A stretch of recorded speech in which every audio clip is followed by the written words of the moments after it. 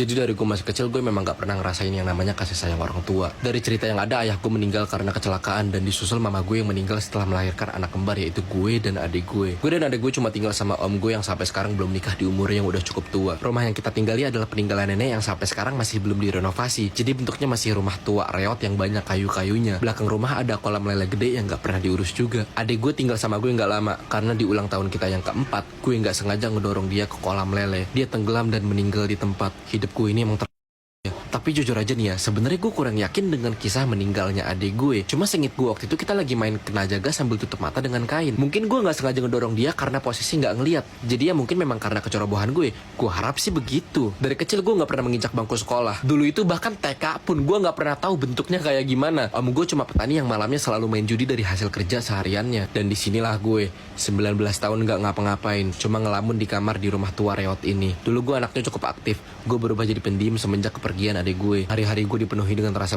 sejak kejadian itu. Gue cuma di kasur ngeliatin 3 toples abu kremasi yang masing-masing punya ayah, mama, dan adik gue. Semuanya sengaja gue pajang berjejer di kamar karena untuk gue pandangi selalu. Toplesnya gue buat berurutan dari besar ke kecil buat nandain itu punya siapa. Dengan toples paling besar adalah abu ayah gue dan seterusnya. Terkadang ketika gue lagi menatap ke sana, gue bertanya ke masing-masing toples di kamar itu, nasib sial apa yang menimpa keluarga kita hingga begini kisahnya. Setelah itu gue termenung dan kembali melamun. Baru aja belakangan ini gue nemuin grup aneh di yang isinya perkumpulan dukun dan santet. Karena penasaran, gue telusuri grup itu hingga ke akar-akarnya dan menemukan postingan yang bagi gue cukup menarik. Di postingan itu ada dukun yang menjual sebuah papan mainan semacam Ouija board kalau lo tahu. Tapi ini bukan untuk berkomunikasi, melainkan untuk berbalas nyawa. Gue baca deskripsinya satu persatu.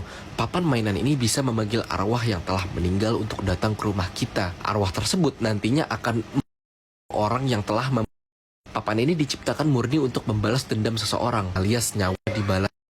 Gue tersenyum lebar setelah membaca postingan itu. Mungkin ini saatnya gue ikut dengan keluarga gue lainnya dan membiarkan adik gue merasa puas dengan gue atas apa yang udah gue lakuin ke dia bertahun-tahun lalu. Gue beli papan itu dan gak butuh 2 hari untuk sampai ke rumah. Om gue sempet nanyain itu papan apaan, tapi gak gue jawab. Gue masuk ke kamar dan memulai ritualnya. Gue menggelar tikar persegi dan meletakkan papan itu di tengahnya. Lalu gue ambil toples abu kremasi adik gue dan menaburkan di sekitar papan itu. Semuanya udah selesai. Gue tinggal menunggu waktunya tiba dengan tidur di kasur dan membiarkan papan itu tergeletak. Konon arwahnya hanya bisa datang ketika kita sedang tidur. Gue merebahkan badan gue di kasur, merenung menghadap langit-langit sambil berharap bisa membuat adik gue senang karena telah membiarkan dia membalas kesalahan gue, dan mungkin dia akan semakin tenang nantinya. Gue pun tertidur.